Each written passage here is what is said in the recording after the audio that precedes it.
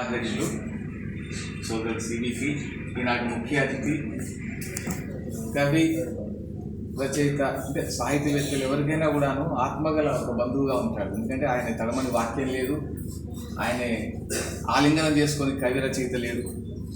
ఎవరైనా సరే 2 రాష్ట్రాల్లో ఉన్న కవుల రచయితల గురించి వాళ్ళ జన్మదినం అయిన ఒక మంచి వాక్యం దొరికిందంటే చాలు, ఒక మంచి పదబంధం దొరికిందంటే దాన్ని మళ్ళీ మన సమాజానికి, సాహిత్య సమాజానికి అందించేటువంటి గొప్ప వ్యక్తి గుంటూరు లక్ష్మీనరసాని ఇవాళ ఈ కార్యక్రమానికి ముఖ్య అతిథిగా ఉన్నారు. వారికి అలాగే ఎన్నిసార్లు చెప్పుకున్నా కూడా మరి ఒకసారి సమాజం యొక్క కళ్ళు తెరిపించినటువంటి ప్రపంచీకరణ కానీ ఇంకా చుట్టూ జరుగుతున్నటువంటి అనేక దోపిడీ వివక్షతలను ప్రశ్నించినటువంటి కవి జూపంటి గారు, మిగతా వేదిక మీద ఉన్న మిత్రులందరూ కూడాను, ముందున్నటువంటి మిత్రులు, సాహిత్య మిత్రులందరూ కూడాను నమస్కారం తెలియజేస్తూ, ముందుగా బసవన్నకి తన 2వ కవితా సంపుటి ప్రశ్నను మింగిన కాలాన్ని తీసుకొస్తూ అనేక ప్రశ్నల్ని సమాజంలో వదులుతున్న సందర్భంగా అభినందన తెలియజేస్తూ, మిత్రులారా, బసవన్న ఎల్ఐసిలో మంచిగా జాబ్ చేసుకుంటుండు. తర్వాత మంచి కవిత్వం సహా సమానంగా రాసే కవయిత్రి సోదరి సరసిగా ఉంది. అక్కడ ఎక్కడో సంపాదించుకుంటున్న కొడుకున్నాడు. రేపు మాకు ఐఏఎస్ ఐపీఎస్ కాబోయే మా బిల్లు ఉంది. ఈ ఎందుకు మరి దానికి తలకాయ నొప్పి, ఎక్కడ ఏం జరుగుతుంది, ఏమవుతుంది, ఏం కథ అని చెప్పి ఇన్ని ప్రశ్నలకు ఎందుకు ఆయనకు, ఇన్ని ప్రశ్నలు ఎందుకు, ఇంత పలవరింత, ఇంత కలవరింత, ఇంత వేదన ఎందుకు? ఎందుకంటే కవి కదా, కవికి ఉండే సహజమైన లక్షణం, కవి తన వ్యక్తిగత జీవితాన్ని మించి ఒక సామాజిక జీవితాన్ని, సామూహికతను, తన చుట్టూ ఉన్న ప్రపంచాన్ని ప్రేమించడానికి, తన చుట్టూ ఉన్న ప్రపంచం గురించి ఆలోచించడానికి ఎప్పుడు కలవరపాటు గురవుతూ ఉంటాడు, కదిలిపోతుంటాడు, కాలిపోతుంటాడు కవి. కాబట్టి ఇవల్ల బసవన్నకి ఇంత వేదన, ఇన్ని ప్రశ్నలు. కవి సత్యాన్వేషిగా ఉంటాడు. నిజానికి ఆ సత్యాన్వేషణలో ఉత్పన్నమవుతున్నటువంటి అనేక ప్రశ్నలు కవిని ఒక సలపరింత గురి చేస్తాయి. ఈ పుస్తకంలో కవిత్వం గురించి నేను ముందు మాటలు రాశాను. అయినా అతిగా పిలిచినందుకు కొన్ని మాటలు దాన్ని మించి మాట్లాడతాను తక్కువ సమయంలో. ఆ సత్యాన్వేషణలోనే రాజైన బుద్ధుడు కూడా రాజ్యాన్ని వదిలేసి ఒక సాధుజీవిగా మారి ప్రపంచాన్ని మొత్తానికి కూడా ఒక గొప్ప బోధన అందించాడు. ఆ సత్యాన్వేషణలోనే, ఆ సత్యం కోసమే సోక్రటీస్ విషాన్ని తాగాడు. ఆ సత్యాన్ని కోసం నిలబడడం కోసమే బ్రూనో నిలువెత్తు మంటల్లో కాలిపోయాడు. ఆ సత్యాన్వేషణలోనే వీరబ్రహ్మం అయితేనేమి, బసవడైతేనేమి, ఎవరైతేనేమి సమాజంలో నెలకొన్నటువంటి అనేక అక్రమాలు కానివ్వండి, అసత్యాలు కానీ ఉన్నప్పుడు వాటిని ప్రశ్నించడంలోనే తత్వవేత్తలైన, సాహిత్యవేత్తలైన ఆ తపనతోటే ఇవాళ సమాజాన్ని మేల్కొల్పుతున్న సందర్భం లోపల బసవేశ్వరుడు కూడాను, మన బసవుడు కూడాను అట్లా ఊరికే ఉండలేక తన చుట్టూ ఉన్నటువంటి సమాజంలో, మన దేశంలో అంతర్జాతీయంగా జరుగుతున్న అనేక అంశాల పట్ల స్పందిస్తూ ఇన్ని ప్రశ్నలతో మనం ముందుకు వస్తున్నాడు. చూడండి ఒకసారి, అంకితం ఇస్తూ సరస్య గురించి ఒక కవిత రాశాడు. ఎందుకు ప్రస్తావిస్తున్నానంటే, అందరికీ మన కుటుంబాలు ఉన్నాయి. ఇంట్లో ఒక కుటుంబం ఉంటుంది వ్యక్తిగతంగా, బయట ఒక సమాజం ఉంటుంది, మనకు మిత్ర బృందం ఉంటుంది, మనం పనిచేస్తున్న చోట ఉద్యోగులతో ఒక స్నేహ బృందం ఉంటుంది, మన వీధిలో నేబర్స్తో ఒక సమూహం ఉంటుంది. ఇన్ని చోట్ల మనిషి అందరినీ ప్రేమించే ఒక గుణం మనిషికి ఉండాలి. దానికి అంతిమంగా ఏంటి, మనిషి బ్రతుకుతున్నప్పుడు ఒక ప్రేమతత్వాన్ని కలిగి మనిషిని మనిషిగా ప్రేమించాల్సిన అవసరం ఉంది. సరస్వతి మీద ఎంత ప్రేమను గుర్తించాడంటే, అందరికీ మనకు కుటుంబాలు ఉన్నాయి.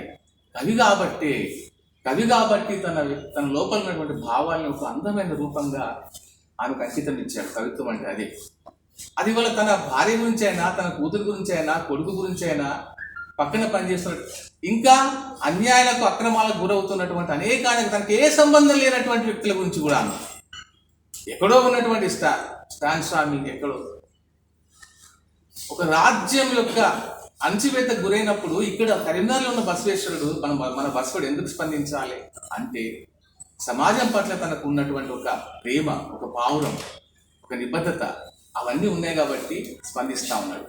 ఇవాళ అది కొరబడితే కనుక, ఇందాక అధ్యక్షుడు మాట్లాడుతూ మొట్టమొదటిగా అన్నాడు, ఏ వివక్షకు గురైన తెలంగాణ సమాజం ఆ వేదనలోంచి తెరవే పుట్టుక కానీ ఇంకా మిగతా గొంతులు వచ్చినప్పటికీ కూడాను కవి మాత్రం అక్కడున్నా ఇక్కడున్నా కూడాను న్యాయం బయట నిలబడ్డాడు. కావడి కుండల కవిత్వంతో సత్యం వైపు నిలబడి, నిజం వైపు నిలబడి తన సామాజిక బాధ్యత నెరవేర్చింది కాబట్టే ఆయన అక్కడ తను ఎటువైపు ఉన్నాడనేది ఒక రుజువు అక్కడ కలిగింది. ఇప్పటికి కూడా ఆ ప్రేమతోటి ఇవాళ మన మధ్యనే అనిల్ డానీ ఉన్నాడు, గొప్పల శ్రీరామ్ ఉన్నాడు. కవిత్వం మనుషుల్ని కలుపుతుంది, మనుషుల మధ్యన ఒక ప్రేమ వంశం నిర్మిస్తూ ఉంది, మనుషుల అంతరంగాల్లో ఉన్నటువంటి చెడును కడిగేసేటువంటి ఒక ప్రయత్నం చేస్తుంది కవిత్వం. ఆ కవిత్వంకి ఆ శక్తే లేకుంటే కనుక ఏళ్ళకేళ్ళు మహిళలు కార్చిన కన్నీరేనా ఈ సముద్రం అంతా, ఈ నీరంతా అన్నంత వేదన ఉన్న సమాజంలోంచి ఒక చలం కనుక ఆ మహిళల గురించి పట్టించుకోకుంటే,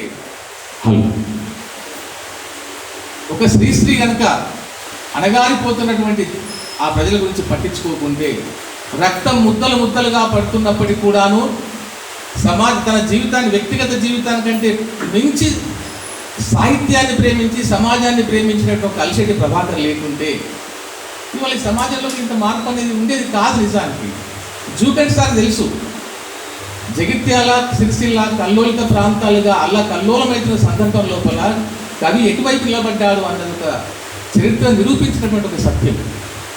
అందులోంచే కదా మరి ఉస్మానియా యూనివర్సిటీలో డాక్టర్లు కాబోయే వాళ్ళు, ఇంజనీర్లు కాబోయే వాళ్ళు, వాళ్ళందరూ కూడాను సమాజం ఎదుర్కొంటున్నటువంటి ఈ సంక్షోభాన్ని, ఈ వివక్షను ఒక్కసారి వాళ్ళ కళ్ళ ముందు ఆత్మను హత్తుకునే విధంగా కవిత్వాన్ని రాసినప్పుడు ఆ శ్రీశ్రీ కవిత్వాన్ని నినాదాలుగా పాటలుగా వాడుకొని గోడల మీద రాసుకొని గ్రామాలకు తరలండి అని చెప్పంటే వాళ్ళ డిగ్రీలు వదిలేసి, వాళ్ళ చదువులు వదిలేసి ప్రజల మధ్యకు వచ్చారంటే ఎందుకు అంటే సాహిత్యానికి ఉన్నటువంటి గొప్ప శక్తి అని.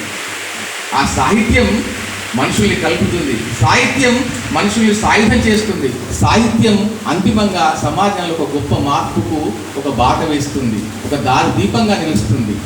అందుకే ఏ కవి అయినా కూడాను, కవి అనేవాడు ఎప్పుడైనా కూడాను ఆ మార్పు కోసం, ఒక సమాజ మార్పు కోసం, ఒక శాంతి సౌభ్రతత్వాలను సమాజంలో నెలకొల్పడం కోసమే కవిత్వం రాస్తూ ఉంటాడు. కథ అయినా కవిత్వం అయినా ఏదైనా సరే కవి యొక్క ప్రధాన లక్ష్యం అదే ఉంటుంది. ఎక్కడో యుద్ధం జరుగుతుంటే మొన్న మా చెల్లెలు రాసింది అద్భుతమైన కవిత, గాజాల యుద్ధం గురించి సరస్వతి రాసింది, అందరు కవులు రాశారు. ఎందుకు? అక్కడ గాయపడుతున్నది మనలాంటి మనుషులే కదా.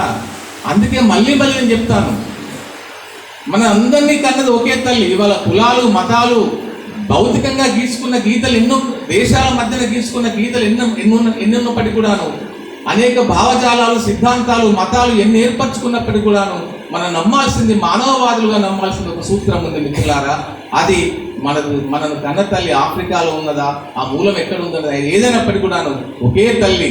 ఆ తల్లి ఆ బొట్టు పేగుని మనం కోట్ల సార్లు తెంపుకుంటున్న ఈ ఆ బొట్టు పేగ అంతా కూడా ఆ తల్లి నుంచి అనేది ఒక విషయాన్ని మనం గమనించాలి. అందుకే ఇవాళ ఈ మతాలకు, కులాలకు, ప్రాంతాలకు అతీతంగా మనుషులంతా మనమంతా ఒకటే కదా. మనుషులంతా ఒక విజయం సాధించిందంటే మన మనిషి సాధించిన విజయంగా భావించాలి. భారతీయులు సాధించిన విజయమా ఇది, అమెరికన్ సాధించిన విజయమా, లేకుంటే ఇంకో దేశం సాధించిన విజయం అనకంటే ముందు మనిషిగా మానవుడు సాధించిన విజయం అని చెప్పుకున్నప్పుడు అది గొప్ప విలువల్ని సమాజంలో ప్రతిష్ఠిస్తుంది. కవులంతా చేసే వాళ్ళంతా కూడా అదే పని. నిజానికి ఈ భౌగోళిక సరిహద్దులకు అతీతంగా, ఈ మతాలకు అతీతంగా, వివిధ సిద్ధాంతాలకు అతీతంగా, ఏ సిద్ధాంతము అనేక కాలం గడుస్తున్నా కొద్ది అనేక సిద్ధాంతాలు ప్రపంచంలోకి వచ్చి పడుతూ ఉన్నాయి. వాటి మధ్యన సంఘర్షణలు ఉన్నాయి కూడాను. ఆ సంఘర్షణలోంచి అనేక సారంగా వస్తుండవచ్చు, కానీ మనిషి అంతిమంగా మనం ఆలోచించాల్సింది మానవవాదులుగా, మనుషుల మధ్యన ఒక ప్రేమను నింపడానికి మనం ప్రయత్నం చేసినప్పుడు ఖచ్చితంగా మనం ఆశించినటువంటి ఒక మంచి సమాజం నెలకొనే అవకాశం ఉంటుంది. ఆ వెంపర్లాటలోంచి, ఆ తపనలోంచి, ఆ ఆరాటంలోంచి ఇవాళ మన బసవేశ్వరి కవిత్వాన్ని మన మధ్యకి తీసుకొస్తా ఉన్నాడు. ఈ ప్రశ్నలన్నీ కూడాను సమాజంలోకి వెళ్ళినప్పుడు సమాజంలో కూడా ఒక చలనం అనేది ఉంటుంది ఖచ్చితంగా. చుట్టూతా ఎంత విధ్వంసం, ఎంత జీవన విధ్వంసం కొనసాగుతుందో మనం చూస్తా ఉన్నాం మిత్రులారా.